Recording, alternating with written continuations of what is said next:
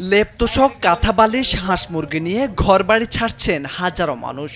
উজানের ঢলে ডুবতে শুরু করেছে সবকিছু। এরই মধ্যে তলিয়ে গেছে রাস্তাঘাট, ঘরবাড়ি, ফসলের মাঠ, মাছের খামার সহ সবকিছু। এমন পরিস্থিতি সৃষ্টি হয়েছে গত কয়েকদিনের টানা বৃষ্টি ও ভারতের ত্রিপুরা থেকে আসা পাহাড়ি ঢলে, যার ফলে কুমিল্লার গোমতী নদীর পানি বেড়ে বন্যা দেখা দিয়েছে। সেখানে তলিয়ে গেছে প্রায় ৪,০০০ হেক্টর ফসলি জমি।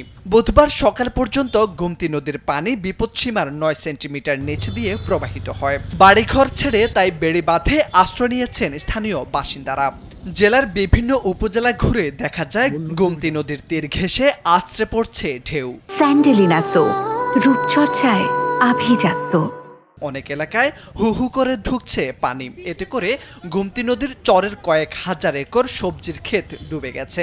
চরের বাসিন্দাদের আশ্রয় নিতে দেখা গেছে গোমতী নদীর বেড়িবাঁধের উপর। এদিকে পানিবন্দী শত শত পরিবারকে নিরাপদে সরিয়ে নিতে স্বেচ্ছাশ্রমে কাজ করছেন ছাত্র শিবির ও ছাত্রদল নেতাকর্মীরা। পাশাপাশি বন্যার্তদের মাঝে শুকনো খাবার বিতরণ করতেও দেখা গেছে তাদের। গোমতী পাড়ের বাসিন্দারা জানান, গত ১০ বছরের মধ্যে গোমতী নদীতে এত পানি দেখেননি তারা। পানি বাড়ায় চরাঞ্চলের সহস্রতাধিক পরিবার বাঁধে আশ্রয় নিয়েছেন।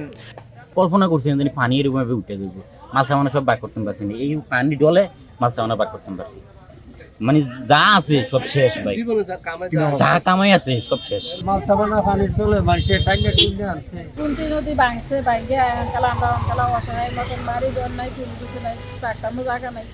এখন আমরা রাস্তা দিয়ে দাঁড়াই দিচ্ছি। আমরা তো মাছ সাবানও বার করতে পারছি না, যে অবস্থা।